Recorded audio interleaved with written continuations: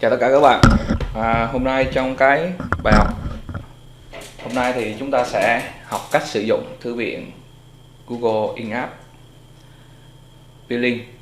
Đây là một thư viện hỗ trợ chúng ta mua các loại vật phẩm trong game hay là trong ứng dụng của chúng ta.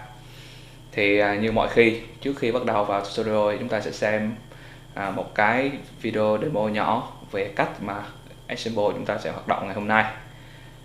Ở đây thì tôi cải tiến hơn so với lại tutorial Google In-App Building cũ, là chúng ta sẽ xử lý luôn cả hai loại production mà chúng ta có thể mua. Ở đây là chúng ta mua đứt vật phẩm hay là chúng ta mua những loại vật phẩm mà có thể sử dụng một lần, như là các cái loại vật phẩm dạng như là các loại gợi ý trong các câu đố, hay là những loại vật phẩm mà lời giải trong các cái câu trắc nghiệm vân vân. Loại thứ hai là chúng ta mua dạng subscribe nghĩa là chúng ta đăng ký theo tháng, theo gói tháng, dành cho những cái ứng dụng mà có bán các cái chức năng cao cấp mà người dùng cần phải subscribe để sử dụng. Thì đầu tiên, với chức năng đầu tiên là purchase, có nghĩa là mua vật phẩm. Thì ở đây tôi log lên, chúng ta có building link not ready, nghĩa là chúng ta cần phải update cái đăng nhập cái tài khoản Google vào trong cái emulator. Thì tôi sẽ đăng nhập tài khoản Google vào emulator của tôi bằng cách là tại cái máy áo các bạn kích vào nút 3 chấm 3 dot, chọn Google Play, nhấn update, sau đó nhấn syncing.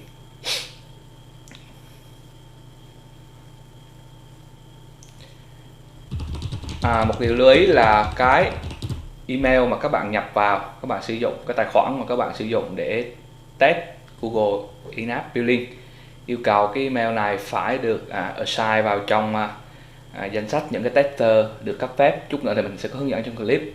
Nhưng mà nếu các bạn không assign vào thì cái email các bạn sẽ không có hiện lên các cái test card.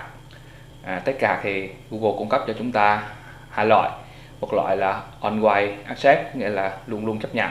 Một loại là on-way decline, nghĩa là luôn luôn từ chối, để chúng ta test những cái flow thanh toán chấp nhận hoặc là từ chối.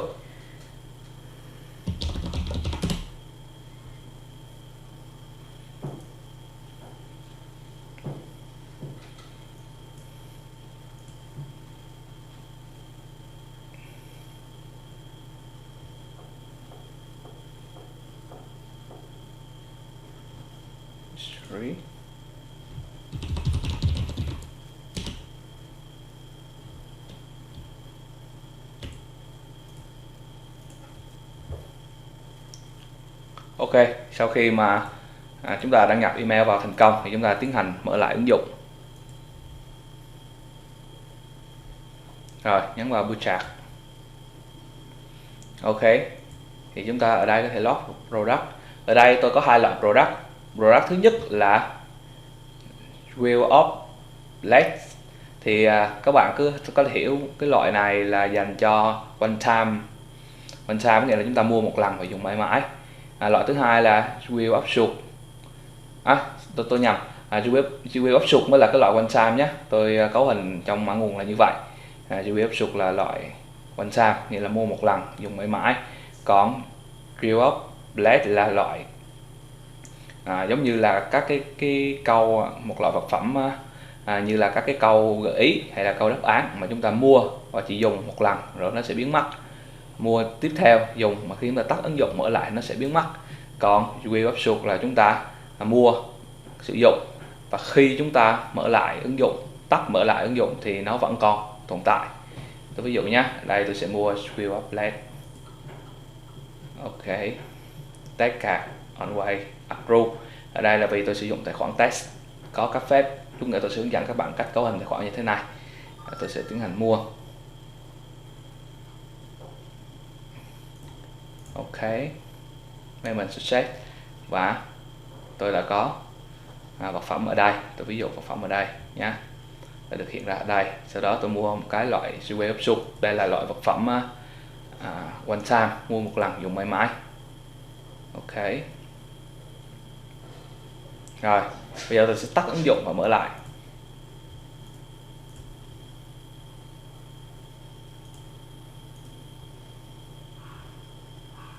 Vào lại thì chúng ta đã thấy chỉ còn mỗi Jewel sụt thôi, vì đây là vật phẩm mua một lần dùng mãi mãi. Còn Jewel Blast thì đã biến mất, tại vì nó là dùng một lần, còn đây là mua một lần. Dùng một lần thì các bạn không dùng thì nó cũng mất. Khi các bạn tắt mở ứng dụng, các bạn có thể tham khảo consume process trên Google API document. Rồi, đó là demo về Berkshire. Tiếp theo là subscribe. Subscribe ở đây tôi giả sử tôi chỉ có một gói là subscribe 1 tháng thôi. 1 tháng thì trong quá trình test thì nó sẽ tồn tại là khoảng 5 phút. Cái này có trong tài liệu của document, nghĩa là 7 ngày subscribe, 7 ngày subscribe 1 tháng, thì trong quá trình test thì nó sẽ available cho các bạn là 5 phút. Tương tự cứ như vậy thì nó tăng lên cho đến 1 năm thì khoảng là 1 tiếng thì phải. Các bạn có thể xem trên trang web của Google In-app Billing để rõ hơn. Đây tôi giả sử tôi subscribe gói này nhé. Rồi test card subscribe. Ok, và khi mà tài khoản của tôi đã subscribe rồi thì có một cái test sẽ hiện ra thế này. Cái này là tôi cấu hình. Các bạn có thể hoàn toàn tùy chỉnh trong mã nguồn. Thay vì hiện ra cái này thì có thể trong app của các bạn là sẽ enable các cái tính năng cao cấp cho người dùng. Giả sử chúng ta tắt ứng dụng mở lại.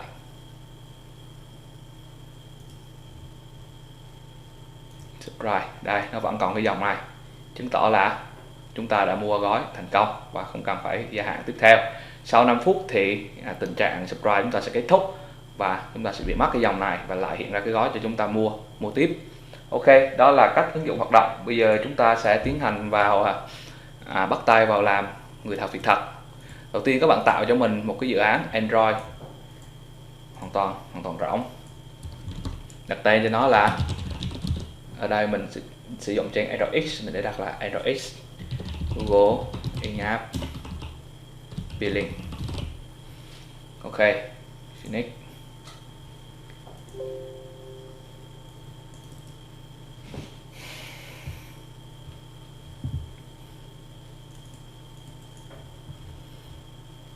Tiếp theo chúng ta sẽ cài đặt các cái thư viện. Ở đây mình sẽ sử dụng thư viện đầu tiên là Google Material Design để thêm những cái card view cho nó đẹp.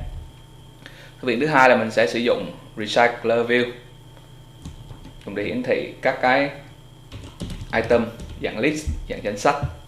Và cuối cùng chắc chắn rồi, chúng ta phải sử dụng thư viện Billing của Google phiên bản 3.0, bản mới nhất tới thời điểm hiện nay. Sau khi xong thì các bạn khai báo cho mình một cái permission trong manifest. Permission đó là gì? Use permission billing com.android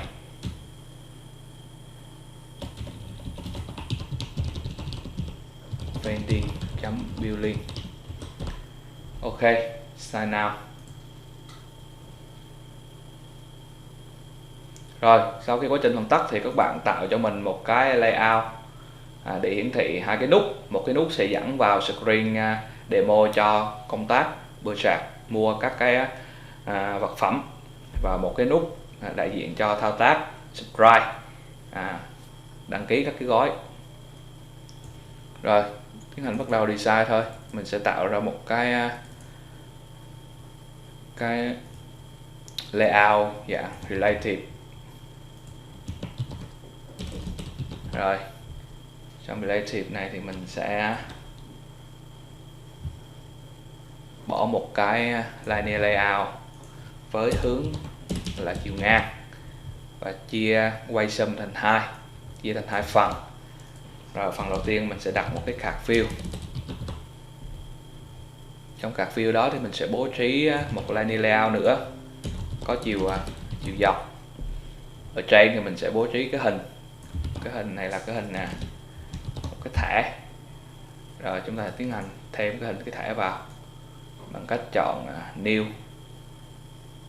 vector set. cái thẻ này nó tên là payment. Ok. Rồi tiếp theo thả một cái text field vào. Cái field này có tên là bootstrap.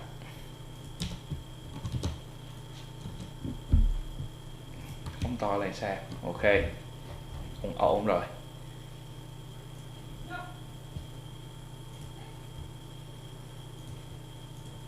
Rồi tiếp tục thả card field thứ hai, cũng mọi thứ cũng tương tự như card field đầu, chỉ có cái tên, cái ID này là khác thôi. Rồi cũng thả một line layout vào đó, không khác gì cả. Cũng thả một cái image view và một cái text view. Và mình xin phép thả chung hai cái luôn. Rồi cái hình này thì đặt tên cho nó là strip sun. Ok. Rồi sau khi đã xong thì chúng ta tiến hành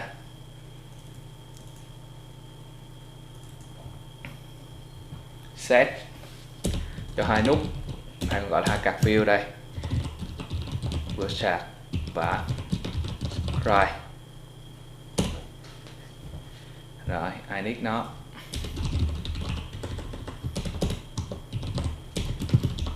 card field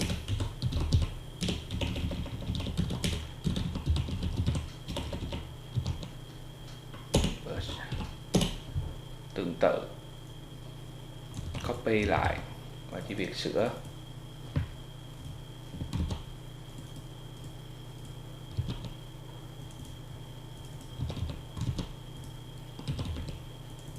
Ok, và tiến hành set event cho nó. Với nút bootstrap thì chúng ta sẽ gọi activity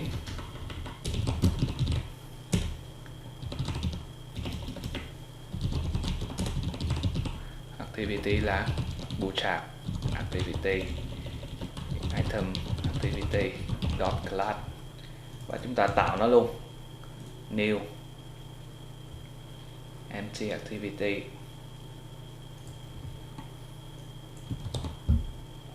Ok, tiếp tục copy lại mọi nguồn này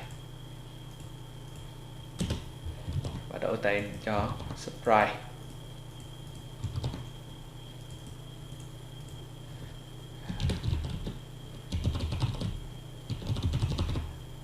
Tương tự chúng ta cũng tạo một cái activity mới.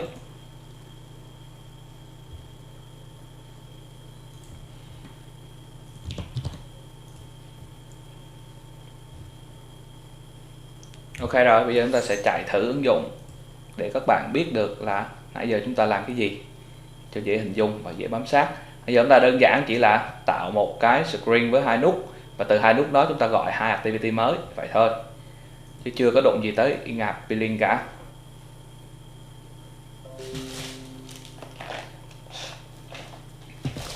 Ok. Rồi tiếp theo điều các bạn cần làm là với Google In-App Building các bạn cần phải có một tài khoản Google Developer đã được đăng ký. Thì đây đây là tài khoản của mình. Đấy. Tiếp theo chúng ta sẽ tạo mới một ứng dụng trên Google Developer. Đây mình đặt tên là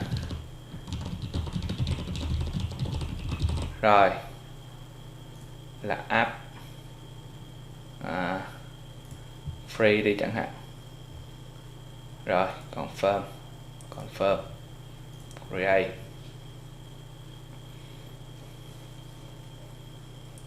Mình đang sử dụng tiếng Việt cho nên ở đây nó sẽ hiển thị ngôn ngữ là tiếng Việt. Mình sẽ set nó về tiếng Anh nhé.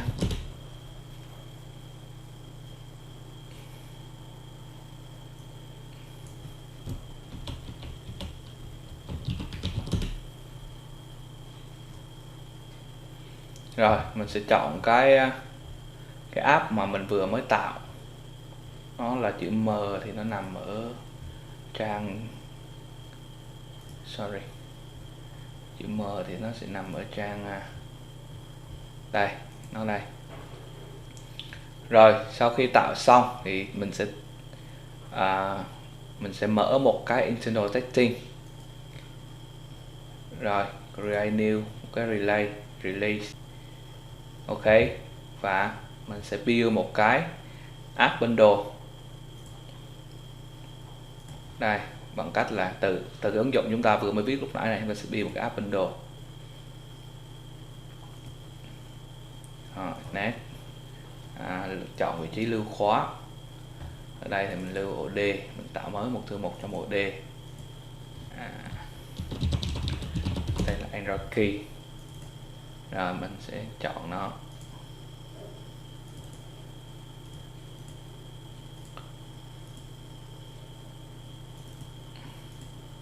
Xin lỗi các bạn, con chuột của mình nó bị chập.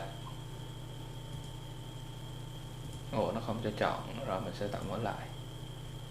Đây là chu existing mà, mình sẽ tạo mới chứ. Create, mình sẽ tạo mới. Mình sẽ chọn nơi lưu là ổ D, Android key, đặt tên là my key. Rồi mật khẩu mình sẽ đặt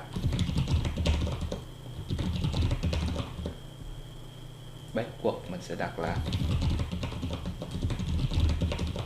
ok, là các thông tin cá nhân, tên của mình, rồi cơ quan, đơn vị. Ok,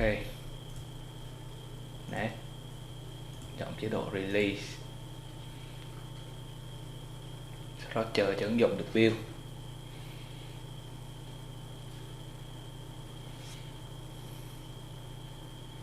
Rồi sau khi ứng dụng build thành công thì có một cái pop-up sẽ hiện lên ở đây.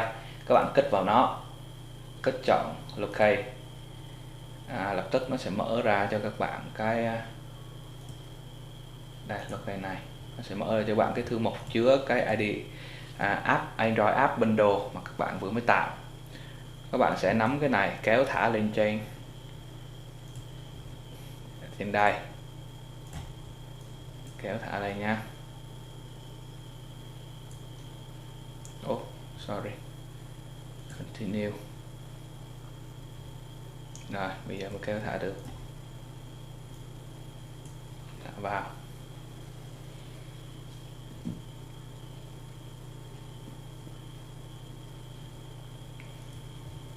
Chờ một chút cho nó tải lên và nó phân tích.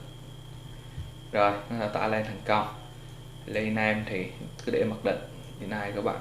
Relay node thì các bạn có thể ghi vào một cái lý do gì đó. Mình ghi là first version of my demo Android in app building. Ok, sau khi xong thì chúng ta sẽ nhấn save, lưu lại. Rồi, và nếu không có lỗi gì thì chúng ta sẽ nhấn được review cái relay này và nó sẽ báo cho chúng ta có những cái vấn đề gì. Như ở đây có một lỗi là không thể public trừ khi chúng ta hoàn thành những cái bước ở dashboard. Chúng ta vào dashboard để xem những cái bước gì. First step, thông tin của app.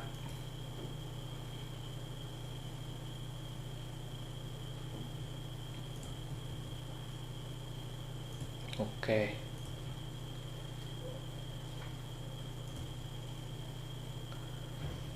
IDS không có chứa. Rồi content rating, thực hiện các câu hỏi đánh giá về nội dung.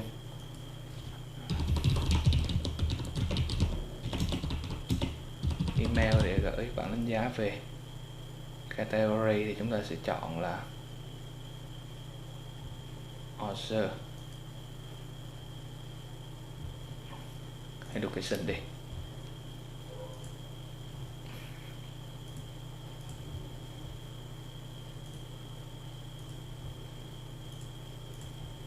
Cái này giống như các bước này, giống như các bước các bạn release các cái ứng dụng của các bạn thôi, không có gì khó cả. Rồi lưu Net, ok, mix. Rồi content rating đã xong. Ok rồi, quay lại Setting, edit phiên bản 1.0, review xem còn vấn đề gì không. Vẫn còn một vấn đề. Để xem vấn đề là gì. Vẫn còn target audit. Tôi chọn đây, người lớn tuổi. Tránh trẻ em ra. No, not designed for children. Yes. Ok. Rồi.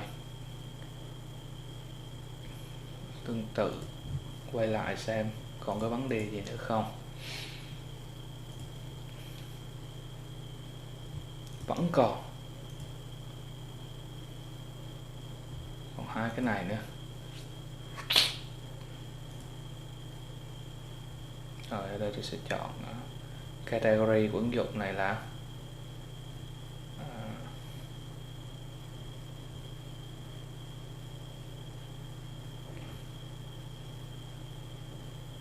location này.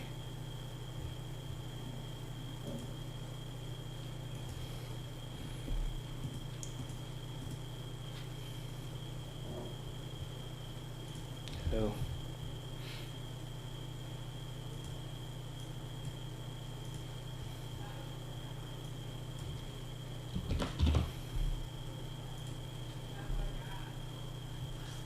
Ok. Bot 5 ốc 6 5 bước rồi. Cuối cùng mô tả ngắn về ứng dụng.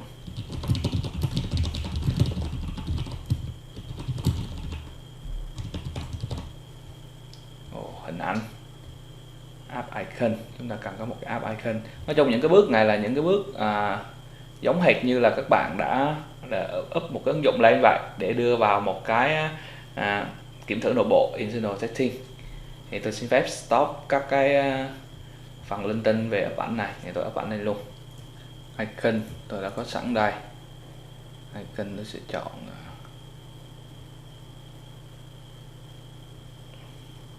đây,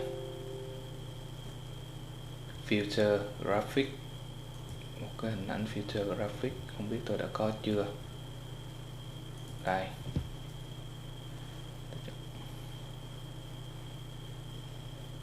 nó không chấp nhận rồi.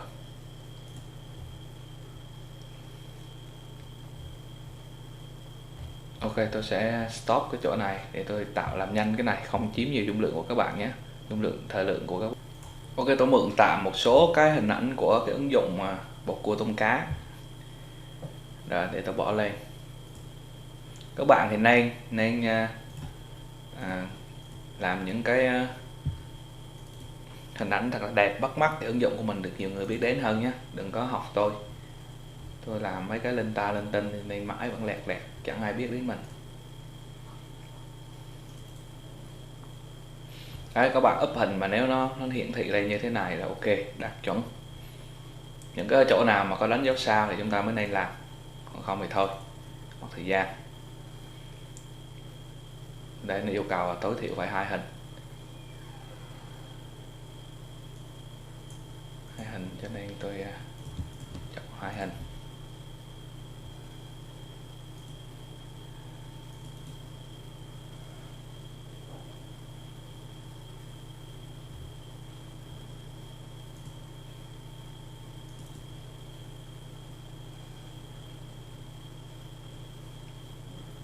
Rồi các bạn có link quảng bá về video, quảng bá về cái ứng dụng của các bạn bỏ vào đây nhé. Mình thì mình chẳng có gì cả.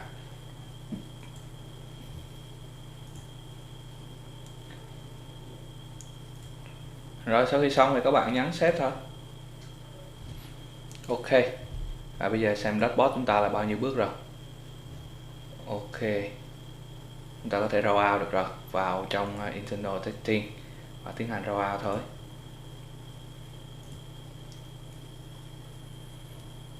Rồi nào, hết lỗi rồi. May quá là may. Tại sao chúng ta cần phải làm cái bước này? Tại vì ứng dụng các bạn phải lên được internal testing track thì các bạn mới có thể test được cái in-app billing. Rồi khi mà nó đã lên được thế này rồi, bước tiếp theo chúng ta sẽ vào phần production, chọn cho mình cái sorry, không phải production, xuống tới cho mình cái phần đây, in-app product. Như hồi nãy mình giới thiệu trong demo, ở bên phần purchase item mình có hai gói.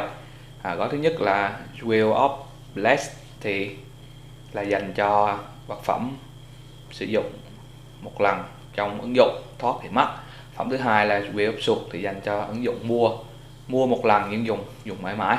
Thì ở đây chúng ta cũng sẽ tạo hai kiểu vật phẩm đó. Đầu tiên tôi ví dụ tôi sẽ tạo vật phẩm đầu tiên là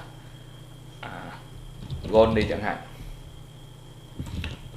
Chú ý ở đây là nó yêu cầu là product ID là bắt đầu với lại ký tự viết thương, có thể chứa số từ 0 đến 9, từ A đến Z, và thay dấu cách bằng dấu gạch chân.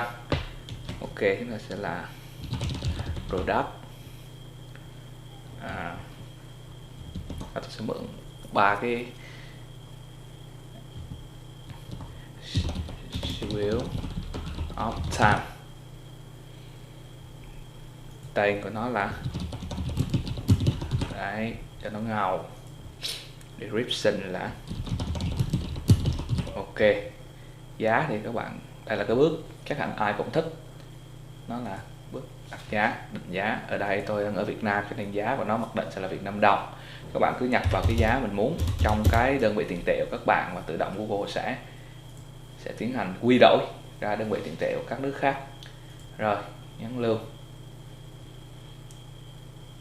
Ok, nó đang trong trạng thái inactive.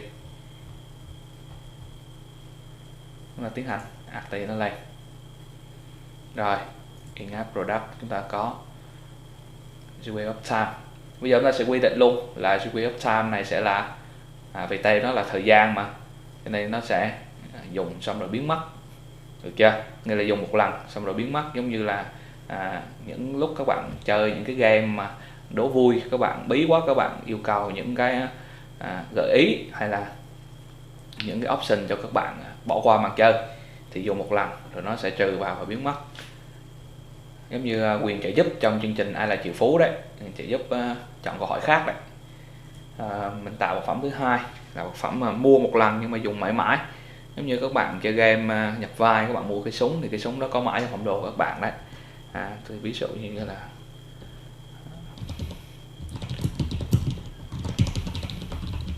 đấy, gươm của thiên thần.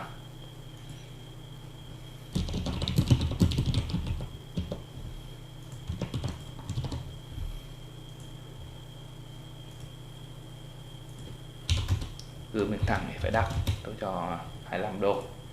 Sorry, không tích cái này nhé, cái này là dành cho play point của Google. Ok, lưu và tiến hành active.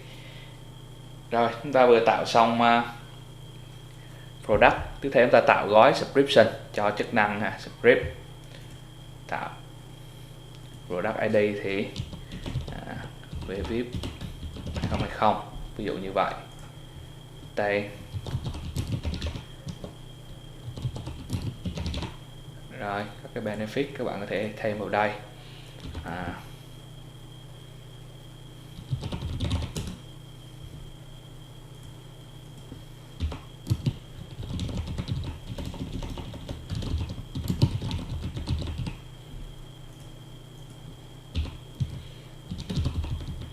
Đấy, có thể thêm những cái benefit các bạn muốn. Billing period thì chúng ta chọn 1 tháng chẳng hạn. Giá thì như lúc nãy thôi, set giá. Script option các bạn có thể tùy chỉnh hoặc là để mặc định. Rồi nhấn lưu, active. Ok, chúng ta đã tạo xong product và subscription. Bây giờ chúng ta quay lại mã nguồn của mình và tiến hành code.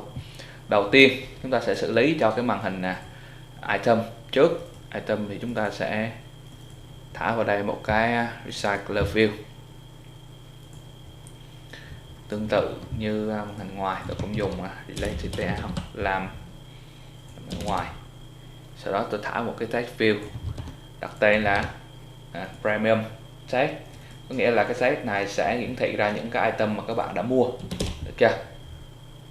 Rồi tôi thả một cái recycler view vào, đây là nơi sẽ hiện ra danh sách những cái vật phẩm mà available trên Google In-app Building của chúng ta. Ở đây nó sẽ hiển thị ra Work of Angel và Wheel of Time. Rồi một cái nút để tải những cái gì đang có, chúng ta có thể thực hiện tải tự động hoặc là tải thông qua nút tùy. Ở đây tôi thực hiện tải thông qua nút cho các bạn làm quen. Rồi tiến hành câu thôi. Đầu tiên khai báo building clean, khai báo consume response listener, cái này để thực hiện xử lý cho cái wheel of time, là nó là vật phẩm dùng một lần rồi biến mất, thì chúng ta phải xử lý cái này. Rồi button recycler field, text field. Ok, đầu tiên chúng ta sẽ set up building clean.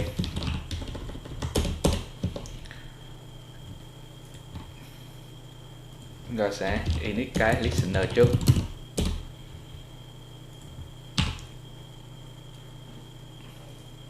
Rồi chúng ta ở đây sẽ kiểm tra cái research trả về.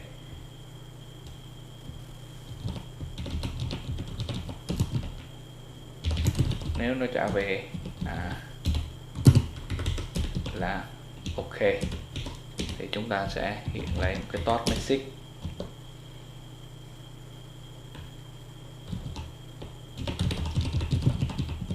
Ok, rồi sau đó chúng ta sẽ init cái building class. Ở đây tôi sẽ tạo ra một cái lớp singleton. Rồi chúng ta sẽ tạo cái lớp này, tạo một cái package là until để dễ quản lý. Ok, đầu tiên là khai báo một thể hiện của building class ở dưới dạng biến tĩnh. Rồi thực hiện viết function cái thể hiện đó. Nếu thể hiện đó bằng null có nghĩa là chưa được tạo thì chúng ta sẽ gọi hàm tạo. Hàm tạo này sẽ truyền vào một cái context và một cái listener. Ở đây nó sẽ truyền vào context và một cái berchart update listener. Ok, rồi nó tạo cái hàm còn thiếu này, building new builder context enable bending berchart set listener build, rất đơn giản, để tin về nó. Ok, quay lại berchart item activity, import, kết trục vào đây, nhấn Atlas Enter. Rồi xong, chúng ta vừa init xong. Tiếp theo chúng ta connect đến Google. Rồi nếu mà finish có nghĩa là quá trình setup thành công, thì chúng ta sẽ kiểm tra cái research. Connect ok thì chúng ta hiện một cái tot báo lên.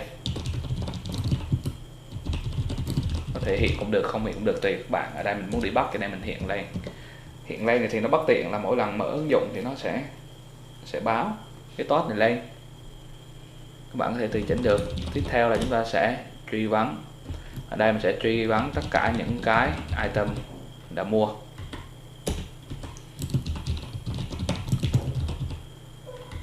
Nên là khi client kết nối xong thì mình sẽ truy vấn xem mình đã mua những gì.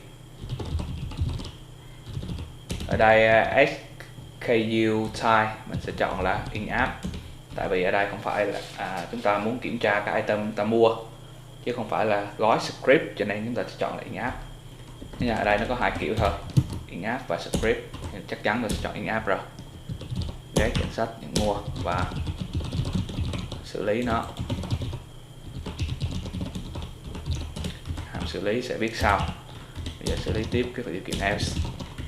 Nếu không phải thì chúng ta sẽ xuất cái in ra cái error code để biết nó bị cái gì. Ok. Còn nếu mà building service disconnect thì chúng ta sẽ báo ra.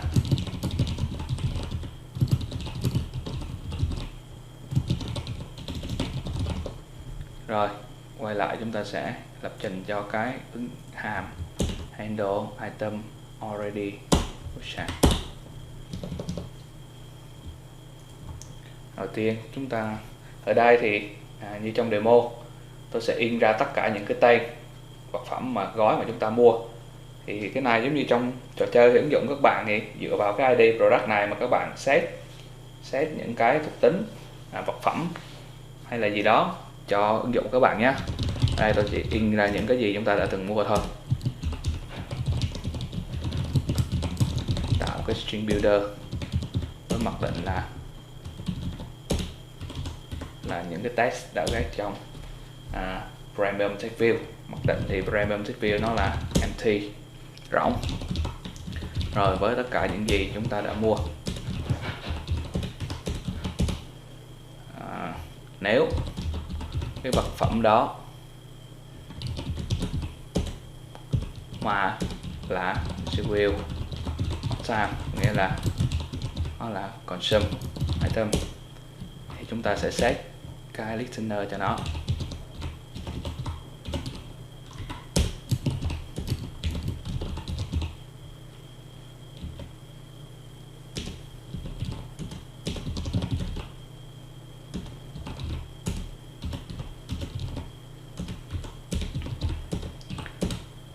Và xử lý.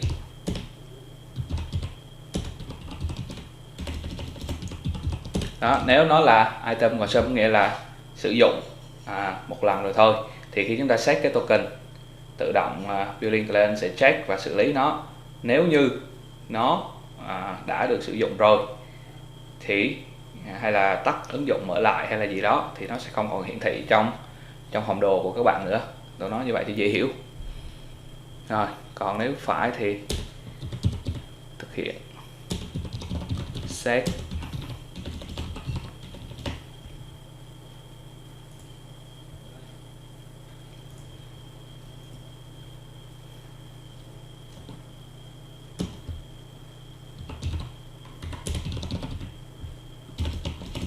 append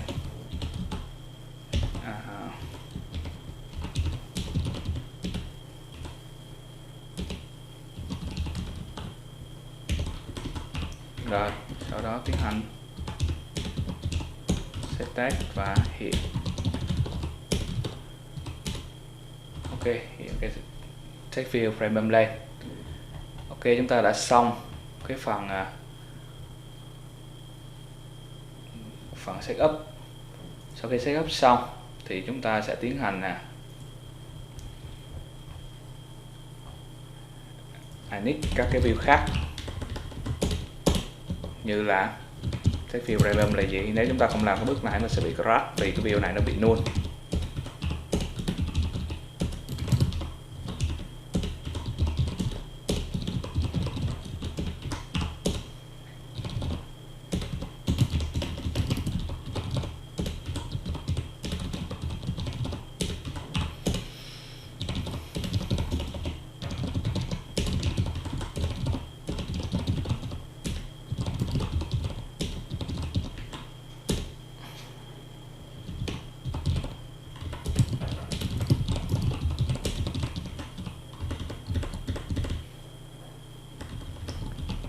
Linear Layout Manager thì nó sẽ setup cho các bạn cách hiển thị cái item trong Recycler View theo dạng xếp dọc Ở đây mình muốn thêm những cái divider chia giữa các item. Rồi, xong xuôi, chúng ta sẽ tiến hành viết sự kiện tải những cái sản product khi người dùng click vào nút kiểm tra. Nếu link sẵn sàng thì query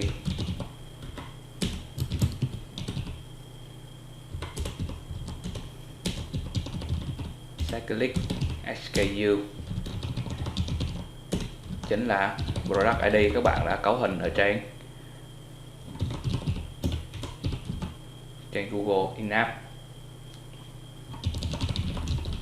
Nhớ là phải đúng nhé, đúng gói ID thì nó mới tải về được. Và type của nó thì chắc chắn là In-app type. Ok. Sau khi có hình xong param thì các bạn sẽ tiến hành truy vấn.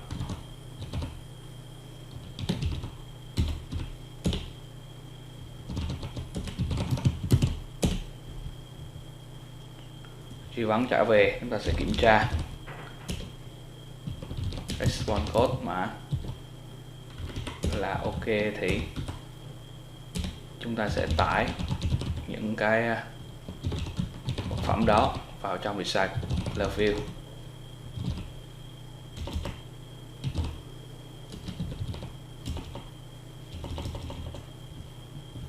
Ở đây nó đặt tên là gì? Nó đặt tên là list.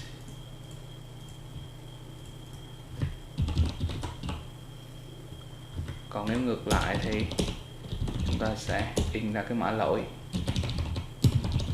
để biết.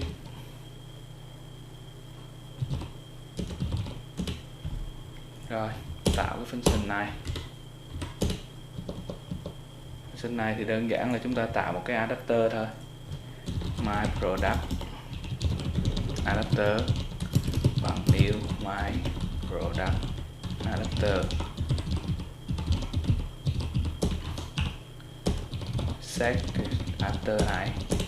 Rồi, trước khi tạo bây giờ chúng ta sẽ tạo cái adapter này.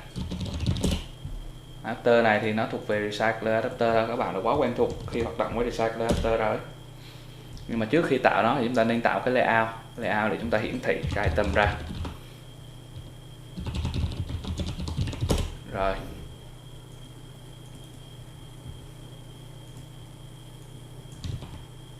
mình sẽ dùng một cái material card view.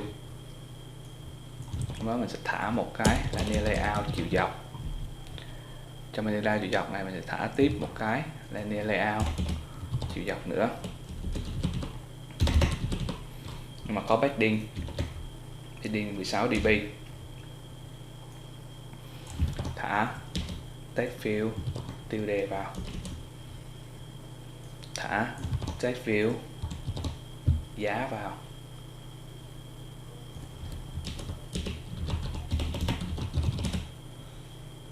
thả text field mô tả vào.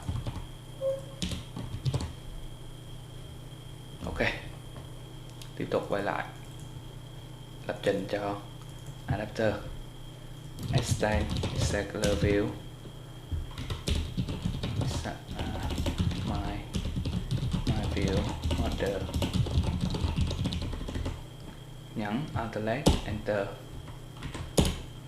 Rồi, class này sẽ view order. Rồi, bây giờ xem cái layout chúng ta vừa tạo có bao nhiêu view thì chúng ta khai báo hết ở đây.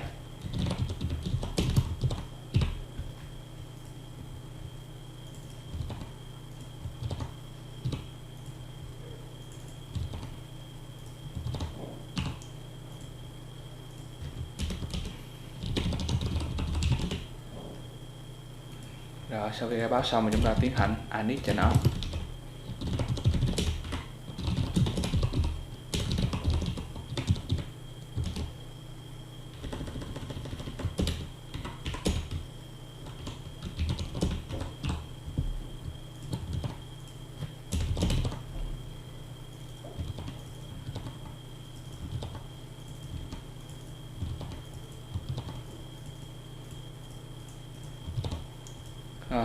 Xong rồi thì chúng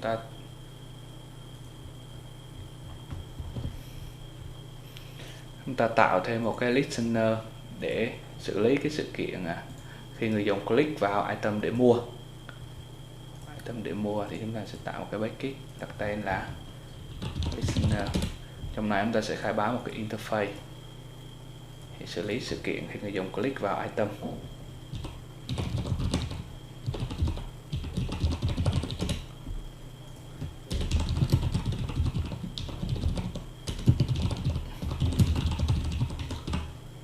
Rồi, ở đây chúng ta sẽ khai báo nó và đặt một cái setter cho nó. Ok, cái này set sự kiện cho cái item view, on click cho item view, và trong sự kiện on click vào item view chúng ta sẽ gọi cái container mà chúng ta vừa mới viết.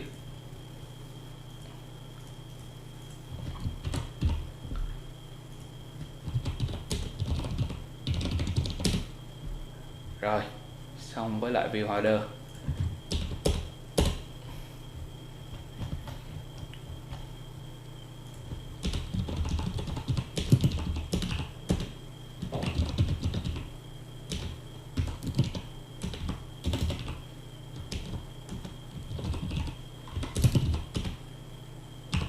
Tạo mới một hàm khởi tạo có đối số, chứa 3 đối số là activity, chúng ta truyền vào danh sách những cái vật phẩm, và một cái building clean để chúng ta xử lý việc mua vật phẩm. Và ở đây chúng ta sẽ hiển thị cái layout mà chúng ta đã thiết kế ra.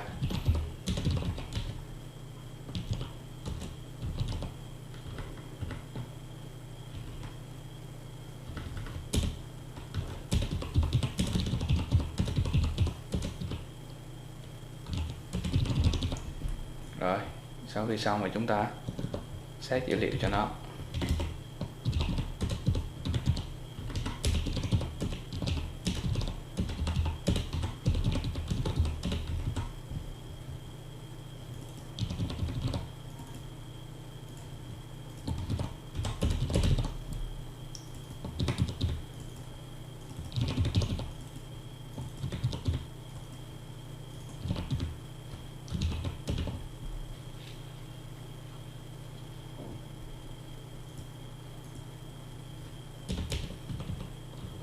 Xử lý sự kiện khi người dùng click vào item chúng ta sẽ mua nó.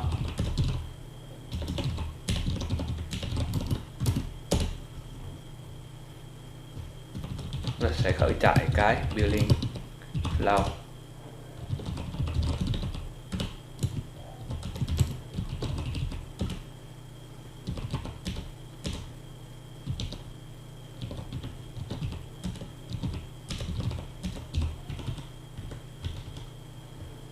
A ở đây chính là position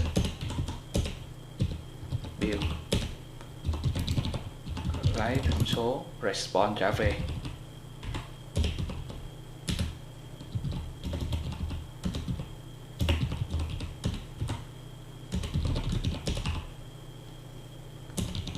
Kiểm tra tham số này và xử lý.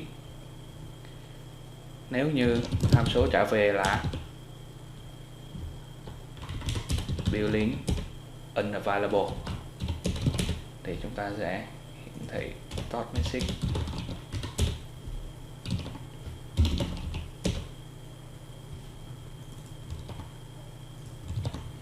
Ok, tương tự như vậy.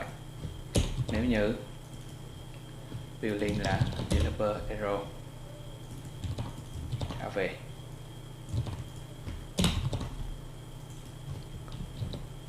Filter not support trả về. Item đã sở hữu trước đó trả về. Service disconnected.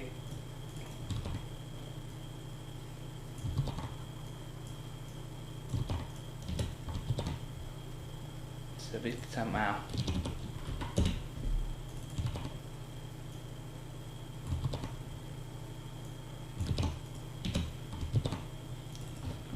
item unavailable, vân vân. Các bạn có thể handle hết tất cả các cái response code này, được chưa? Mình handle một số cái hiện ra cho các bạn biết vậy thôi.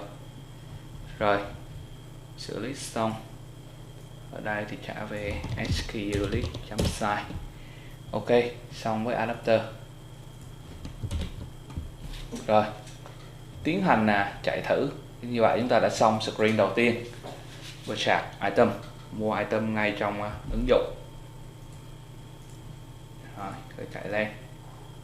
Kết nối thành công này. Log xem. Log thì chưa thấy chạy gì cả. Rồi, chúng ta xem lại xử lý ở cái chỗ log này. Để mình xóa log khác xem có gì không.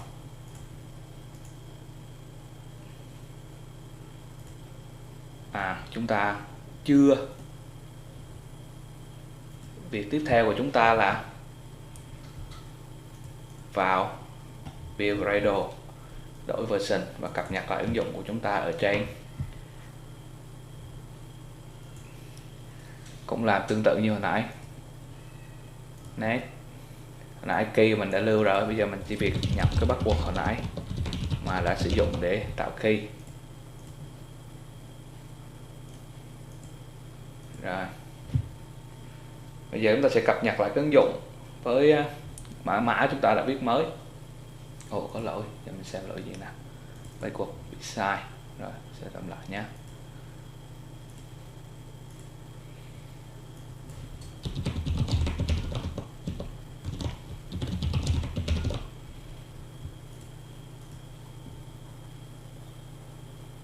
Ồ, mật khẩu vẫn bị sai à?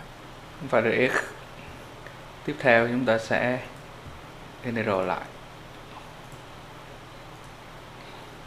Rồi, sau khi generate mới phiên bản, các bạn sẽ cập nhật nó lên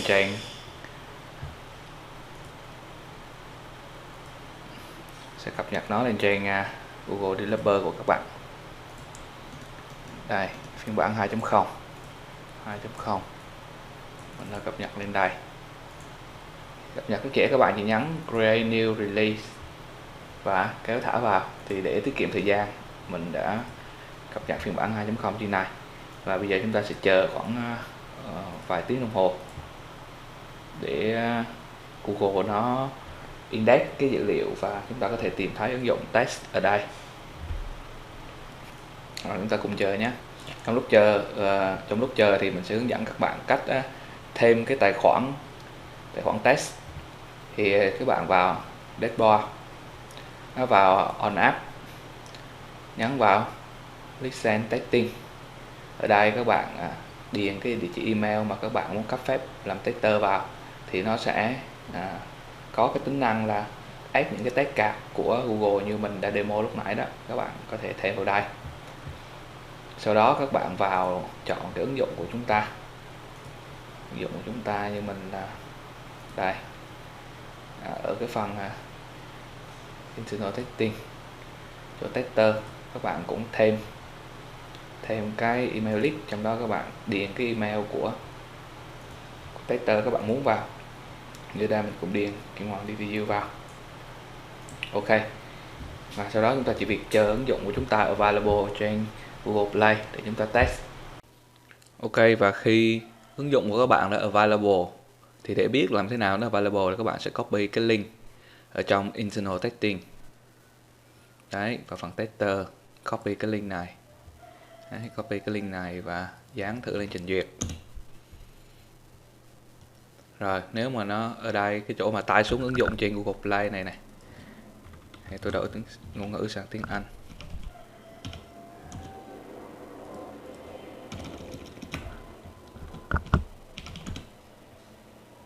Ok, nếu mà download it on Google Play này mà nó hiện cho các bạn cái ứng dụng thì chứng tỏ là ứng dụng các bạn đã được Google đồng ý cho truy cập sớm trong nội bộ.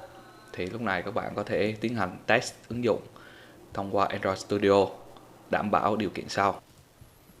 Đó là cái version code của các bạn nó phải trùng với lại cái version code trên Google Play Console, được chưa? Như ở đây mình là version 2.0 đã được approve release, thì ở đây version này cũng phải bằng nó. Thì lúc này các bạn chạy ứng dụng trên máy ảo.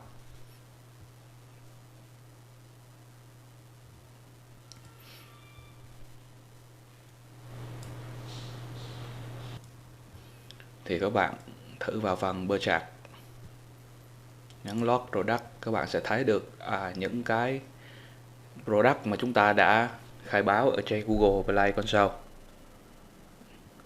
Đấy, và chúng ta quay lại cái phần test của mình để xem. Ở đây chúng ta có 2 item.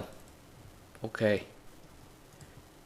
Rồi, xem trong cái phần workshop. Rồi, cái phần Swell of Time mà chúng ta sẽ xử lý nó là item consume, có nghĩa là nó sẽ không được lưu trữ trong ứng dụng, chỉ được sử dụng một lần. Ok, chúng ta sẽ thử mua nó. Đấy, vì các bạn đã add cái email, vì tôi đã add cái email này của tôi ở trong phần tester list, cho nên ở đây tôi sẽ được quyền sử dụng các cái tag card. Các bạn có thể sử dụng tag card on-way approve, hay là tag card on-way deadline, hay là slow tag card approve after vài phút, hay là slow tag card deadline after vài phút, vân vân. Ở đây tôi sẽ sử dụng tính năng approve, mua thử.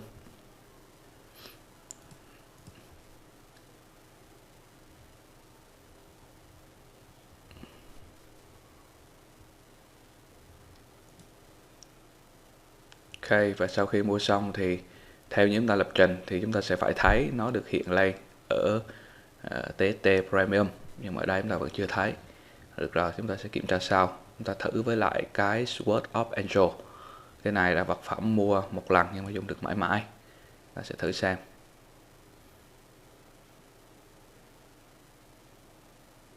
Rồi, chúng ta vẫn chưa thấy gì, để tắt mở lại ứng dụng xem sao. Ok, khi tắt mở lại ứng dụng thì chúng ta có thể thấy được hai cái ứng dụng chúng ta được apply. Ok. Đấy. Vậy thì cái hàm này nó được gọi là setup billing. Ok. Nhưng mà ở Berchart Update thì nó chưa được gọi gì cả. Có nghĩa là nó chưa xử lý được ở phần mua trực tiếp, thì chúng ta sẽ thêm một số động mã để nó có thể xử lý được. If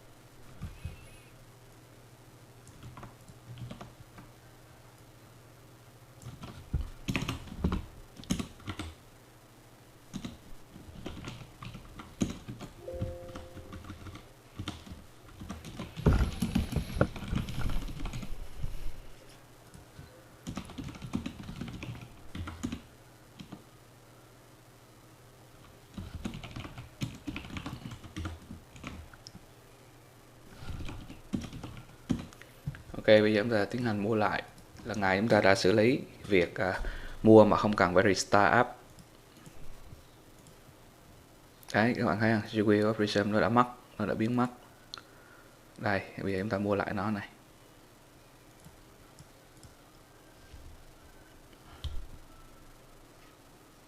Đấy, thì nó xuất hiện, được chưa? Chúng ta mua thử thì chúng ta đã có error code là 7, có nghĩa là item này chúng ta đã có, chúng ta không mua lại được nữa. Vậy là chúng ta đã xong với phần item Berchart. Bây giờ chúng ta sẽ sang xử lý cái phần Supply Activity. Thì cái phần này nó cũng tương tự như cái thằng Berchart item, cho nên chúng ta sẽ copy khá code ở bên này đưa qua. Mình xem cái giao diện chúng ta đã được làm chưa. Ok chưa thì chúng ta copy luôn cái giao diện bên này đưa qua luôn. Rồi tiếp theo chúng ta copy một số mã nguồn ở bên này đưa sang. Cái bản chất thì cách xử lý giao diện nó giống hệt nhau, nó chỉ khác ở cái phần chúng ta xử lý cho subscribe.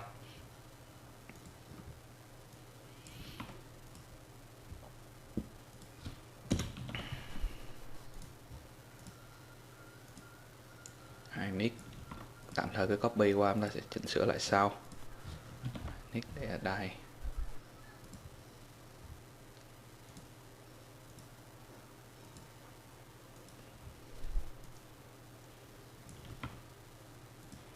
Copy hết sang.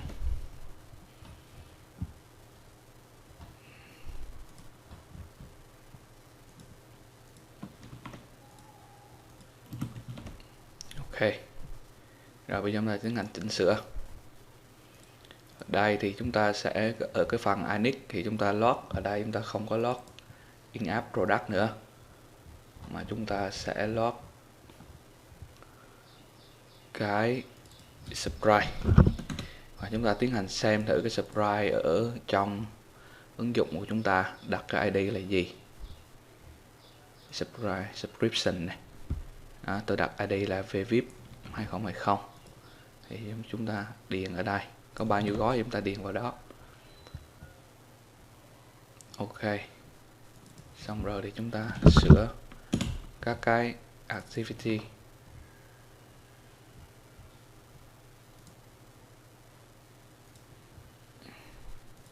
Ở đây thì chúng ta có một chút chỉnh sửa khác cho cái hàm handle.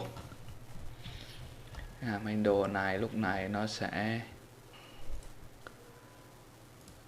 sẽ không là một cái list nữa mà nó là một gói, tại vì chúng ta chỉ có thể mua một gói script ở một lần thôi chứ không phải mua một list các item chứa danh sách các cái vật phẩm mà chúng ta đã mua như ở bên kia. Và kiểm tra cái trạng thái.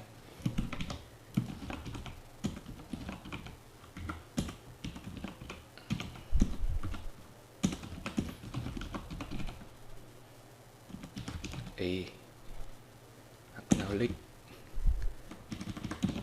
Nếu nó không phải chúng ta sẽ request.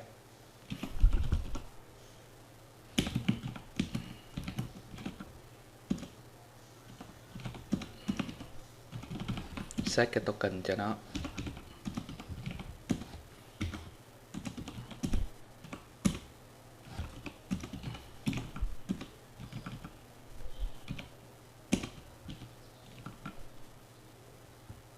Và declare một cái, khai báo một cái listener. Listener chúng ta khai báo ở đây. Ở đây không dùng consume nữa mà chúng ta sẽ dùng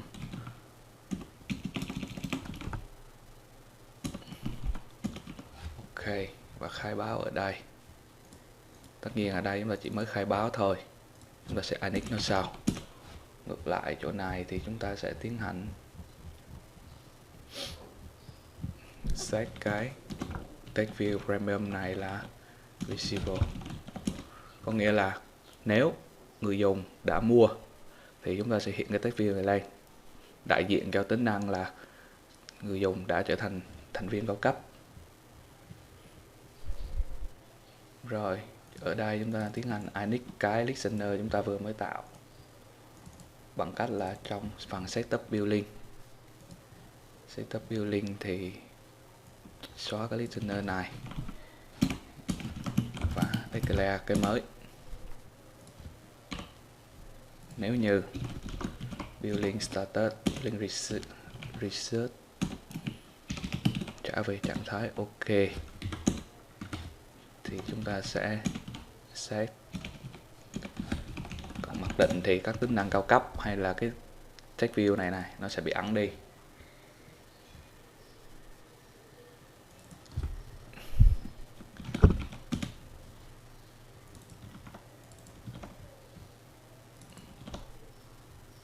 Rồi một chút chỉnh sửa cuối cùng là nằm ở Bootstrap Update.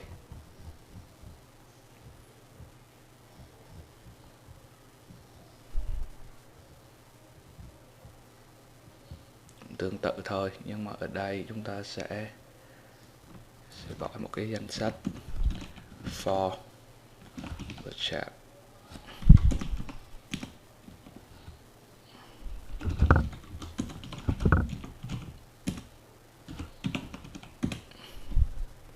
Ok, build và test thử.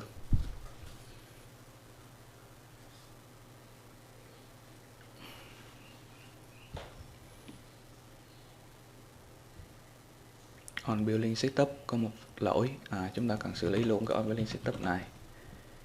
Thì ở đây là khi người dùng mở ứng dụng, chúng ta sẽ kiểm tra xem người dùng đã subscribe cái gói nào chưa. Subscribe cái gói nào chưa thì ở đây chúng ta sẽ sửa cái SKU type nó lại thành sub. Và nếu kiểm tra, nếu như cái size của cái gói mua nó lớn hơn không thì chúng ta sẽ ẩn cái recycler đi. Recycler view lúc này có nghĩa là người ta đã mua rồi thì không cần phải hiện danh sách những cái gói giới thiệu ra nữa. Ẩn đi và thực hiện cái công tác kiểm tra gói như đã làm ở product update. Ok. Còn ngược lại, nếu người ta chưa mua thì chúng ta sẽ ẩn cái tính năng cao cấp đi. Lúc này đại diện là text view premium. Ẩn đi và hiện lại recycler view nếu nó đã bị ẩn trước đó. Và cuối cùng là gọi function tải tất cả các cái gói subscribe bucket. Function này chính là cái function chúng ta đã copy nhưng mà chưa đổi tên. Đây chính là function này. Sorry. Vậy em là xóa cái function này đi. Xóa đi rồi thì chúng ta sẽ tạo cái function vừa mới ái xong.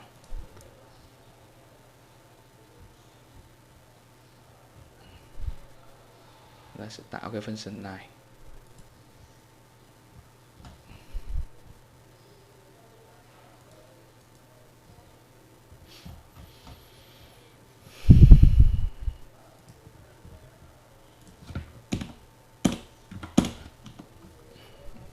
Rồi, mã nguồn của nó thì tương tự như bên kia. Chẳng qua chỉ khác là không cần tham số chuyển vào thì chúng ta copy mã nguồn của log product to recycler view. Không, chúng ta copy mã nguồn của chúng ta code luôn đi. If building client ready. Nếu ready thì chúng ta sẽ tạo một cái param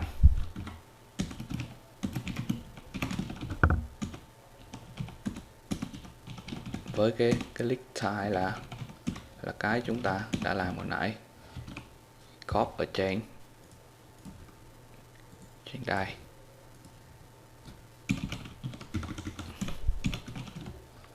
Type là bằng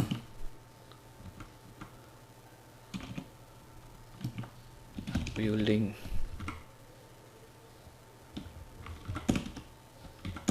sub build và tiến hành query nó.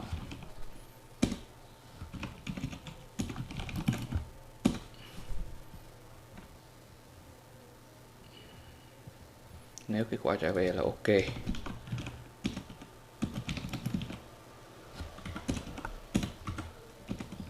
thì set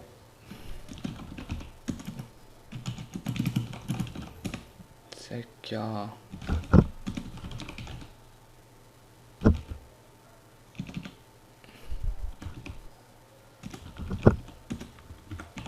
recycler view. Ngược lại thì chúng ta in ra cái error code để xử lý sau. Ok. Còn nếu ngược lại của cái building claim not ready này thì chúng ta xuất ra cho người dùng một thông báo building claim not ready. Ok, review xem còn lỗi chỗ nào nữa không. Rồi, vì chúng ta đã xóa cái load product to recycler view. Ở đây chúng ta không cần cái nút load này nữa, không cần cái nút load product nữa, mà tự động load luôn, cho nó tự động load khi nó set up luôn.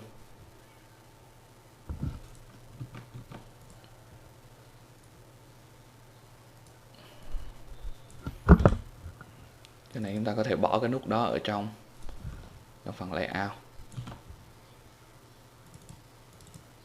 Layout tấm này chỉ còn một cái recycler view và một cái text view ẩn đại diện cho tính năng cao cấp. Khi activity này được gọi, Building Client sẽ tự động kiểm tra trạng thái và hiển thị xem bạn có phải là thành viên cao cấp không, tương ứng với cái gói subscribe bạn đã sub không. Nếu không thì nó sẽ hiện là list những cái gói cho bạn subscribe.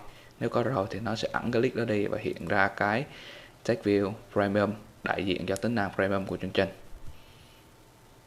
Rồi, thử nhé.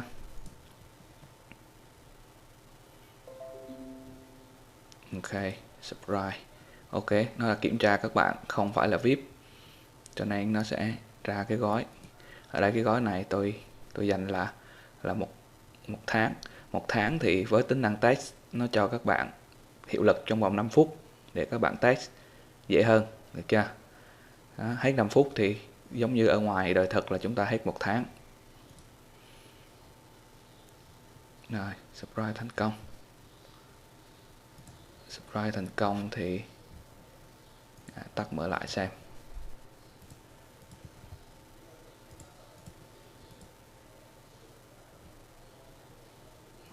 Rồi, subscribe thành công. Nó không hiện ra cái list là ok rồi, nhưng mà nó vẫn chưa hiện ra cái text field premium. Để tôi sẽ kiểm tra lại mã nguồn. Mã nguồn cần kiểm tra ở subscribe activity.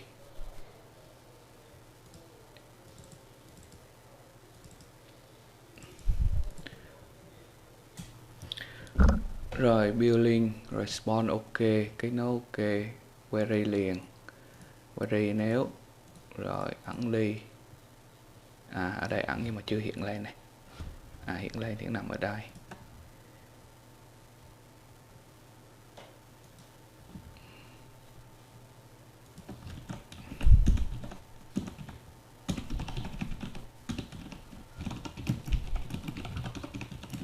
Rồi, set cái text view.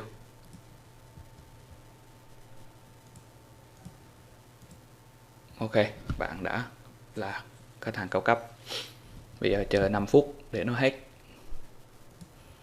5 phút nó hết thì chúng ta sẽ test lại trong quá trình mua thì nó có cần phải tắt mở lại app hay không. Nếu có thì chúng ta sẽ tiến hành test lại.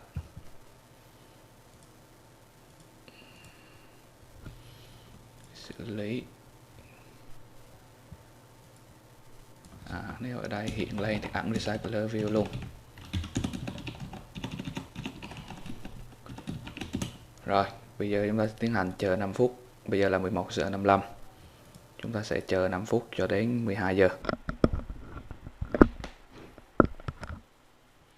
Ok, sau quá lâu thời gian, chúng ta sẽ mở lại xem thử cái ứng dụng của chúng ta có còn ở trong chế độ in-app billing không. Và nó đã hết hạn thì chúng ta lại tiếp tục mua lại nó nha. Đấy, khi nó hết hạn thì nó bắt các bạn phải mua lại, được chưa? Rồi, tutorial của tôi đến đây là hết. Xin cảm ơn các bạn đã quan tâm. Chào và hẹn gặp lại.